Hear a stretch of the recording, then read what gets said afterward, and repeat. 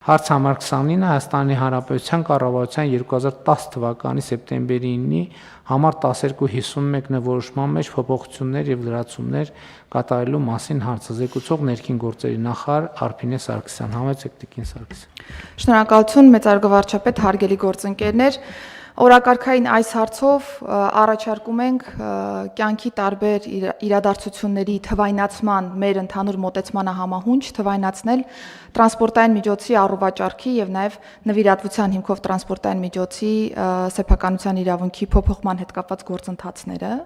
Ինչ է սա նշանակում։ Սա նշանակում է, որ նախկինում եթե մեր քաղաքացիները տրանսպորտային միջոցի առուվաճառքի կամ նվիրատվության պայմանագրերի կնքման եւ նաեւ սեփականության իրավունքի փոփոխման հետ կապված գործընթացները պիտի անեին մի քանի անգամ ընդհուպ մինչեւ հաշվառման քննական ստորաբաժանումներ այցելությունների միջոցով, նախաձեռնությունն առաջարկում է թվային պլատֆորմով իրականացնել ամբողջ process-ը։ Եվ եթե պարզ մի օրինակի վրա ներկայացնեմ, կլինի հետևյալը. պայմանական ես ունեմ տրանսպորտային միջոց, որը ուզում եմ առողջարքի առարկա դարձնեմ, վաճառողը հարթակով կոնկրետ ընտրում է իր այն տրանսպորտային միջոցը, որը որ պիտի վաճառի։ Եվ ըստ այդմ կազմում է ավտոմատ ինքնաշխատ եղանակով առողջարքի պայմանագրի նախագիծ։ Նախագծում վաճառողից ընդհանրապես գնում է միայն ֆիքսել գինը, թե այսինքն իր տրանսպորտային միջոցը ինչ գնով է վաճառում։ Ըստ այդմ համակարգը ինքնաշխատ եղանակով ստուգում է արդյոք տվյալ տրանսպորտային միջոցը ունի հետախուզումներ, թե չունի հետախուզումներ։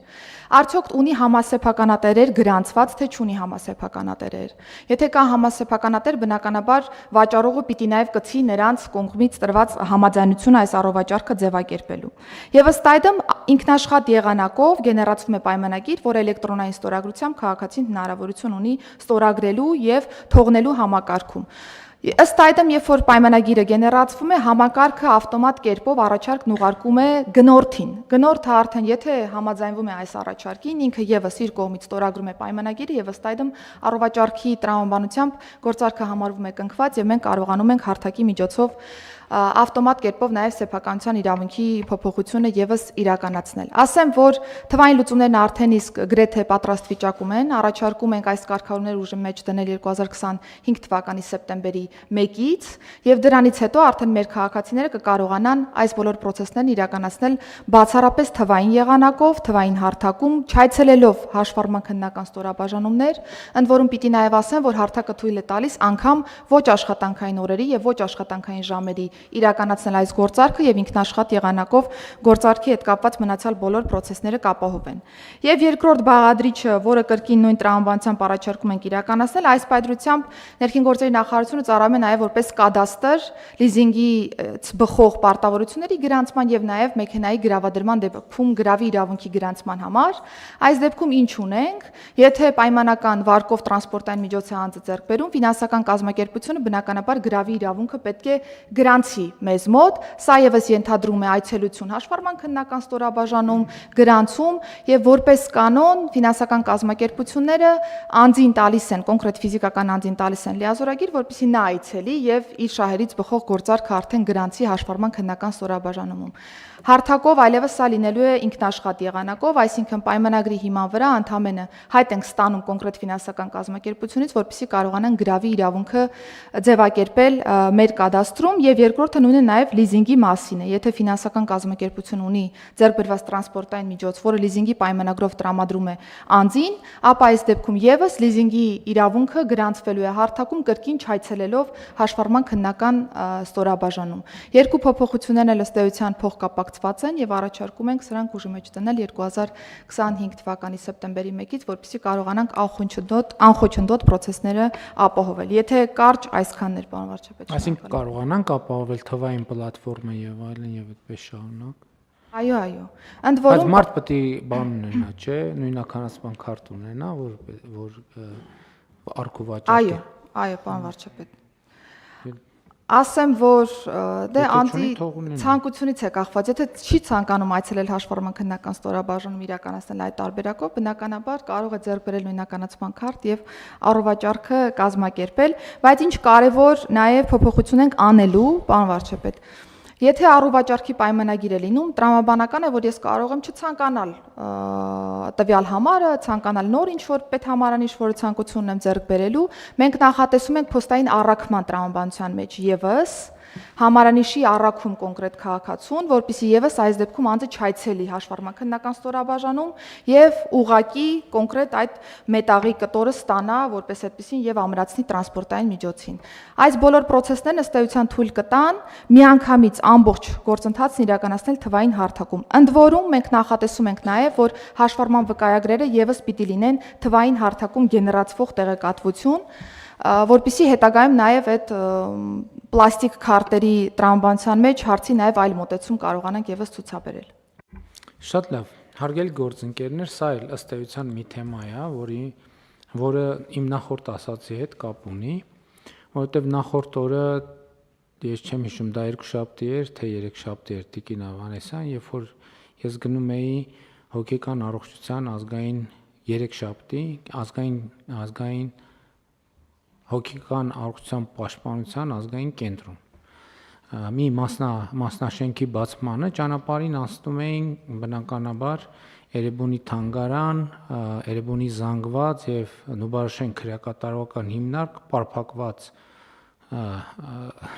հատվածով, որտեղ հազարամյակներ ի վեր ավտոշուկան է Հայաստանի, եւ ես անցնում էի եւ նայում էի պատուհանից եւ տեսնում էի, որ այնտեղ էլի նույն այն վիճակները, ինչ վիճակներ է, ավտոյի չօգտագործվող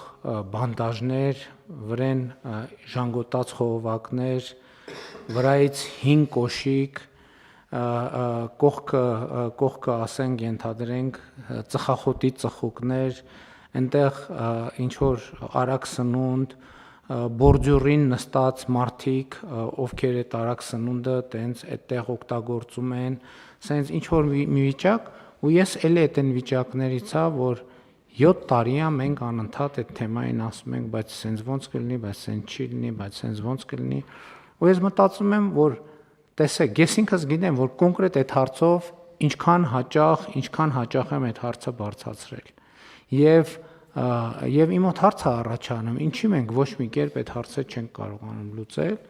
ու հաշվի առնելով նաև, որ այսօր ըստ էության հեղափոխության դե յուրե 7-րդ տարեդարձն է, ես հիմա այս ընթացքում այդ դրա կապակցությամբ հետևյալը գրեցի, որովհետև այդ մի ժամանակ, այն ժամանակ էր մեզ թվում, թե հեղափոխություն անելն է դժվար։ Իրականում հիմա հետահայաց, որ նայում ենք, հեղափոխություն անելը ամենահեշտն է, փոփոխություն անելն է դժվար։ Որովհետև հեղափոխության համար կարաս կոնսոլիդանաս, ենթադրենք մի շաբաթվա, մի ամսվա, լավ 3 ամսվա մեջ,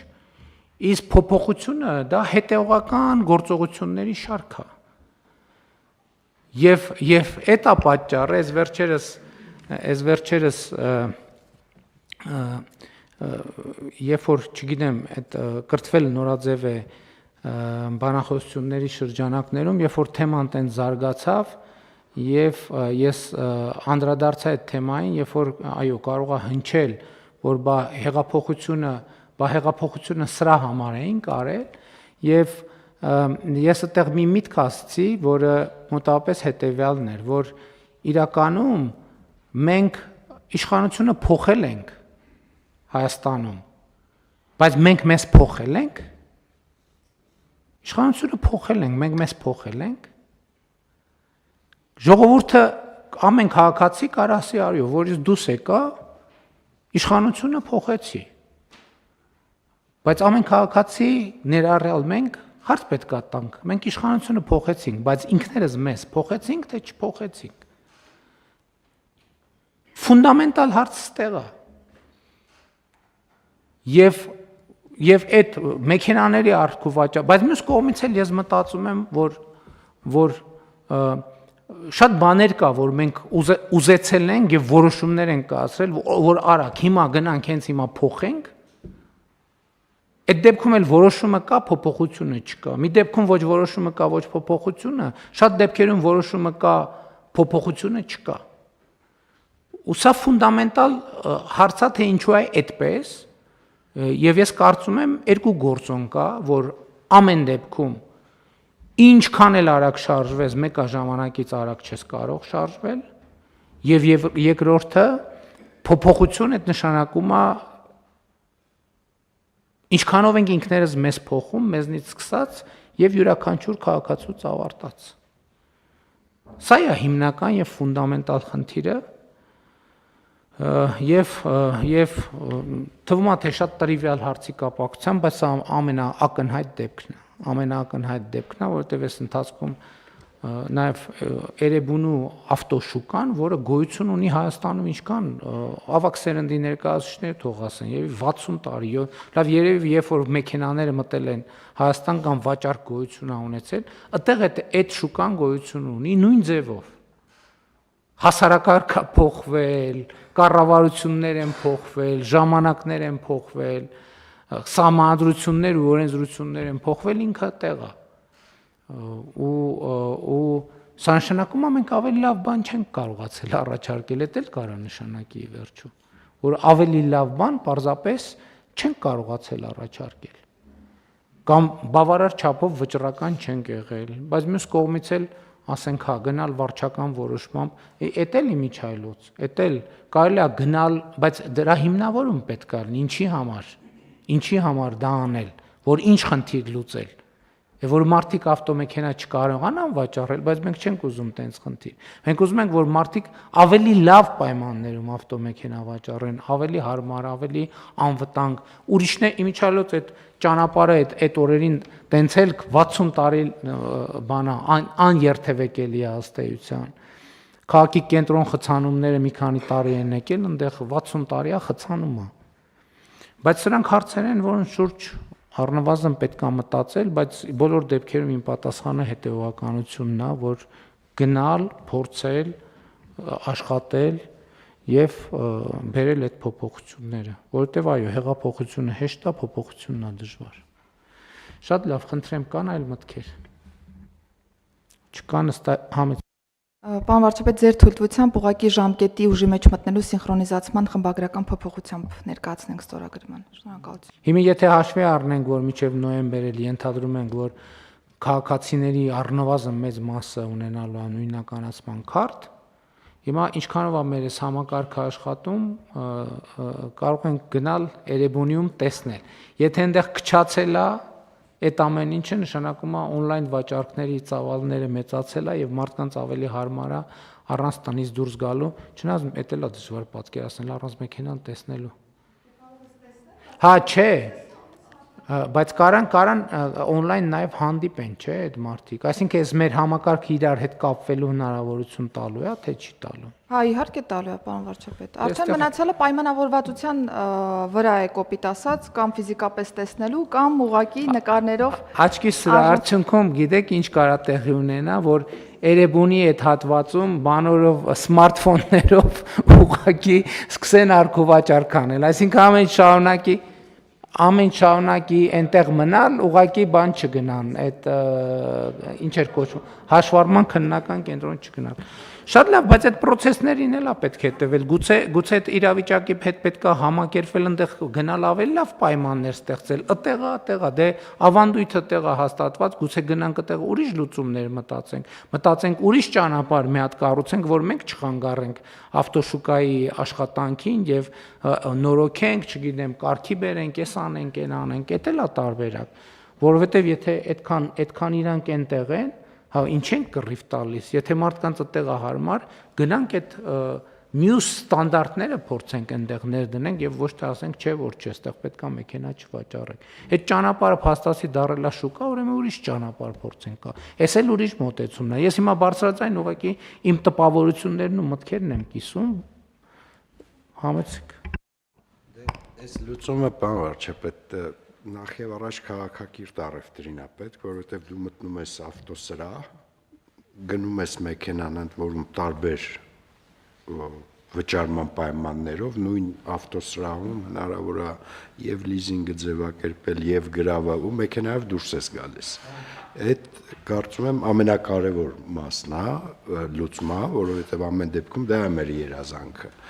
Իսկ ինչ վերաբերում ավտոշուկային, պարոն վարչապետ, վախենամ, որ այդ ավտոշուկայի առևտրային շրջանառության 90%-ը հոգնած մետաղ է, որը էլի մեր կոնսենսուսի պատճառն է, որովհետև Եթե մենք մեր տեղզնման կանոնները սահմանենք եվրոպական ստանդարտներով, իմ կարծիքով այդ ավտոշուկայում առևտրի առարկա չի լինի։ Եվ այդ իմաստով իհարկե դրանք այդ ամեն ինչ փոխկապակցված են եւ կարծում եմ, որ բայց խստացման մեխանիզմները տեխնիկական կանոնների ոնց որ անխուսափելի է դառնում արդեն։ Եվ էվոլյուցիոն ես կարծում եմ այդ հարցը ավտոմատ կլուծի, որովհետև ավտոմեքենայի վաճառքը այլևս համացանցում է։ Չկա ուղղակի կոնկրետ ֆիզիկական կետում ավտո վաճառել չկա։ Եվ մենք Տիկին Սարգսյանի հետ պայմանավորվածություն ունենք, որ այս թվային լուծման հաջորդ փուլում պիտի ինքը նաև դառնա վճարահաշվարկային ինտեգրված հարթակ, որպեսզի առևտուրը ավարտվի հարթակում։ Այսինքն on-line վճարում էլ անեն։ Հա, եւ ամբողջ իմաստը դա է։ Իսկ դա կնշանակի, որ մենք կունենանք մասնագիտացված կայքեր, այսինքն մարդիկ իրանց գործարքը կավարտեն կայքում։ Այսինքն, պարոն Գրիգորյան, դուք կարծում եք, որ ես անկեղծ ասեմ, շատ վաղուց չեմ եղել ավտոշուկայում հենց առևտրի օրը, մտածում եք, որ այնտեղ հին արտադրության մեքենաներ են վաճառվում։ Ճիշտ ասած, ես էլ չեմ եղել, բայց չէ, պարոն վարչապետ, չի կարող ուղղակի այլ կերպ լինել, որտեղ Լավ, շատ թարմա ընդունում եմ, որ հա 1-2 տարվա ավտո շատ քիչ կարող է լինել, բայց չնայած դա էլ կարող է։ չէ, այն որ դա ենթադրում է։ Եկեք այս շաբաթ գնանք բոլորով մի հատ տեսնենք ինչա կատարվում։ Բայց չգնենք էլի, որտեղ բանը։ Չէ, ես ենթադրում եմ, հա, ես ենթադրում նախ դա էլ է շատ մեծ խնդրեմ, որ այդ առևտրային մասը այդ շուկայի հետը բերում է ստվերային շրջանառություն, որտեղ ընդ ֆիզիկապես հնարավոր չի անկանխիկ վճարման գործարք անել տեղում, բայց խնդիրը կայանում է, որ ինքը հենց իրագործությունը վկայում է նրա մասին, որ դա մի կետ է, որտեղ ապրանքը շատ երկար պիտի զննեն։ Ինչը նշանակում է, որ ինքը շատ հին է ու նկարագրով հնարավոր չի որոշում կայացնել, էլի։ Կարծում եմ այդ շուկայի շատ կարևոր ավանդույթի մեջ է, որ երբ որ մեքենան հավանում ես, հետո պետք է տանես դզող փչողի մոտ, որ մի հատ նայես, տեսնես այդ մեքենան ինչ վիճակում է։ Խնդրեմ, պարոն Միրզյան։ Պարոն վարչապետ, ես որքան հասկացա,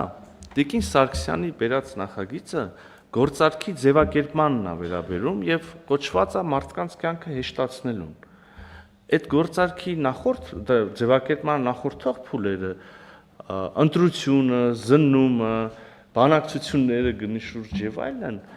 կարծում եմ, որ այս հարթակի առաքելությունից դուրս են եւ մեծ հաշվով շատ էլ չստիպենք մարդկանց գործարքներ անել այս տեղում կամ այն տեղում կամ անպայման հեռախոսով պայմանավորել գնալ այլ վայրում հանդիպել։ Հա, պարոն Միրզյան, տենց է, այդ պետք է հեշտացնենք եւ թվայնացնենք եւ առաջ անցնենք։ Իմ ասածը լիրիկական շեղման ժանրի մեջ էր, ես չեմ ասում, որ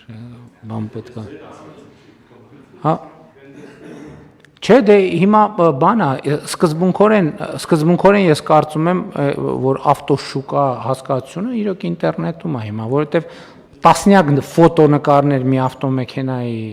տեղադրված է եւ մարդը նայում է, արդեն եթե ընդ որում խորհրդային միության ժամանակներից ես հիշում եմ ավանդույթ կար, մի գիշեր առաջ, թե երկու գիշեր առաջ պետք էր գնալ, որ բան տեղը լավ տեղ ունենալ եւ այլ։ Հիմա նկատի ունենք անհասկանալի է, թե ինչն ենք մենք սխալ անում, որ այդ վիճակը, որ իմ խնդրեմը տեղ չի, իմ խնդրեմը այդ տեսքն է։ Այդ իմ ասած այդ ժանգոտ բանդաժների վրա բան ժանգոտ խողովակներ եւ բանի գծանշման ինչ որ դուք էլ այդ կողմի վրա գնաք մի օր կտեսնեք ինչ նկա։ Իմ ասածը, որ նախ դա փողոց է, երթևեկելի հատված է, երթևեկելի հատվածը առևտուր իրականացնելու համար չի եւ այլն եւ այդպես շարունակ։ Ընդեղի ընդհանուր պատկերը, որ այդտեղ ընդ որում տասնյակ տարիներ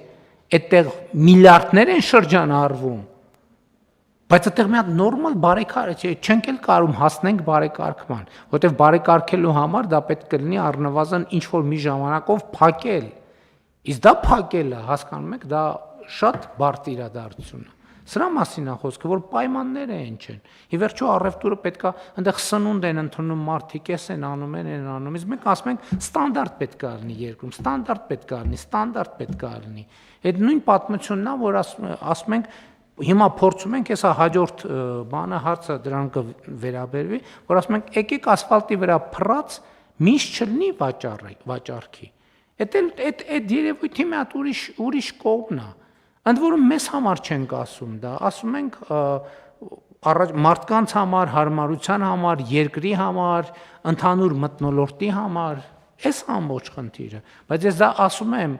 արձանագրելու համար, որ մենք տեսեք մի հատ պարզ հարց է, չենք կարողանում, չենք ասում այդտեղ չվաճառեն, ասում ենք նախ փողոցի վրա, ասենք պատկերացրեք հանրապետության հրապարակում լինի ավտոյի շուկա։ Դա Երևանի թանգարանն է, Երևանի իր շրջակայքով եւ իր միջակայքով։ Ընդ որում Երևանի մի վարչական շրջանը, մյուս վարչական շրջանի միացնող միակ ճանապարհը։ Եթե իմ իմացությունը ճիշտ է ասում, կարող է ուրիշ ճանապարհ կա, բայց ամեն դեպս հայտնի միակ ճանապարհը։ Եվ շաբաթ-կիրակի այդ ճանապարհը անանցանելի է։ Այդ պատճառով նույնիսկ երկուշաբթի, երեքշաբթի է անանցանելի, կիսը անցանելի, այդ նույն պատճառներով, ստեղ է խնդիրը, բայց այդ խնդիրը չի լուծվում։ Եվ մենք պետք է իմացածն են, որ մենք խնդիրները հասկանալու, տեսնելու, դիտարկելու, դրանց լուծումների մեր բանաձևերը պետքա բանան, կամ էլ կարող է ընդհանրապես ձեր ասածն է, կամ այլ տրամաբանություն կա, որ մտնում է ինչ խնդիր է, որ դրա վրա կենտրոնանա, հա տենց է, թող տենց էլ մնա։ Բայց վիզուալ առումով հաստատ այդ չի, որ մենք պետք է ասենք հա նորմալ է, անցնենք, ասենք հա նորմալ է, տենց է, թող տենց լինի։ Ինչպես հիմա Երևան քաղաքում ասենք 30 տարի մենք փողոցային առևտրի դեմ պայքարում ենք։ Ինչի համար, նրա համար որ չենք ուզում, որ մարդիկ 2 կոպեկ աշխատեն, որ առևտրի ստանդարտներին եւ դե յուրե ընթացակարգերին չի համապատասխանում այդ առևտուրը։ Իսկ պետությունը պետք է ի վիճակի լինի այդ ամեն ինչը կանոնակարգել։ Սրա մասին է խոսքը։ Համեցեք, պարոն Հովհաննիսյան։ Պարոն վարչապետ, այն խնդիրը, որի մասին մենք քննարկում ենք, կարծում եմ կապված է մասամբ կամ հիմնականում նրա հետ, որ Հայաստանում չկան ձևավորված դիլերներ, որոնք նաև գործունեություն կիրականացնեն երկրորդային շուկայի կամ օգտագործված մեքենաների վաճառքի հարցում եւ կարծում եմ նաեւ որ այստեղ նաեւ մեր կարգավորումների խնդիրը կա, որովհետեւ օրինակ ներմուծման դեպքում ֆիզիկական անձանց ներմուծումները արտերկրից մեքենաների կարող են ավելի լավ պայմաններ լինել, քան այդպիսի ինստիտուցիոնալ դիլերների համար։ Ես կարծում եմ, որ այստեղ մենք էլ անելիք ունենք, որպեսզի այս իրավիճակը շտկենք եւ այդ բիզնեսի այդ տեսակը, որը կզբաղվեր հենց օգտագործված մեքենաների առքովաճառքով ավելի գրավիչ դարձնել ինստիտուցիոնալ զարգացման տեսանկյունից։ Պարոն Հովհաննիսյան, իրական քանի որ դուք այդքան տենց տարակ թեման կիսատ չթողնելու համար իրականում դիլերներ կան, հենց այդ իմ ասած տեղում դիլերներ կան, ովքեր կոչվում են հազար ներողություն, ես չգիտեմ այդ բառը ոնց անցում, լավ է հնչում, թե վատ է հնչում, բայց դա դարերից ի վեր եկող ձևակ, այնտեղ կան դալալներ։ Եվ հիմա դուք հասակ միտեղ, ի՞նչն է պատճառը այնտեղի։ Հիմա երբ որ մենք գնանք մեր ավտոմեքենաների տրանսֆերի ուսումնասիրությունը անենք, կարող է պարզվի, որ նրան մի հսկայական տոկոս ունենք ավտոմեքենաների նվիրատվությունների եւ այլնի։ Ինչու՞, որովհետեւ ձեր ասած դիլերը ինքը պետքա աշխատի հարկային դաշտում կամ շրջանառության հարկ, չնայած դժվար է պատկերացնել ավտոմեքենայի վաճառքը շրջանառության հարկի դաշտում, որովհետև ոնց էլ անենք 112 միլիոն դրամը գերազանցելու։ Դա նշանակում է պետք է վճարի ավելացված արժեքի հարկ եւ այլն։ Հիմա այդ տեղը եկանք բուն պետական թեմային հասանք։ Այդ տեղը ինչի է այդքան գրավիչ, որովհետև այնտեղ ավելացված արժեքի հարկ, շրջանառության հարկ եւ ընդհանրապես հարկ չկա, կամ հիմնականում չկա, կամ դե հիմի այստեղ արդեն եկանք հասանք, իսկ ուր է նայում պետական եկամուտների կոմիտեն, իսկ ուր է նայում ոստիկանությունը, իսկ ուր է նայում Երևանի քաղաքապետարանը, իսկ ուր են նայում տեսչական մարմինները։ Տեսակ ուր հասանք։ Ես այդ մտադրությունը բացարձակապես չունեի, բայց խնդրեմը այդտեղ է։ Իսկ ուր է նայում սննդի անվտանգության տեսչական մարմինը, որտեղ այդ պայմաններում չի կարելի սնունդ վաճառել։ Եվ մենք բոլորս ուր ենք նայում։ Դե ասում ենք լավ էլի բան, ոնց է լինի մի 1000 ավտո տեղ կանգնած, ամենք էլ 1000 հոգի հիմա խցանում է Էրեբունի փողոցում։ Գործողություն անենք, փակվելու է Էրեբունի փողոցը, պետք է գնանք էլի սա բանն է։ Մեր եւ մենք այս sense են հեղափոխականից դառնում կոնֆորմիստ։ Այս sense են հեղափոխականից դառնում կոնֆորմիստ։ Եկեք արձանագրենք, որ հեղափոխությունից 7 տարի անց մենք դարձել ենք կոնֆորմիստ։ Եվ ես սրա հետ խնդրեմ ունեմ։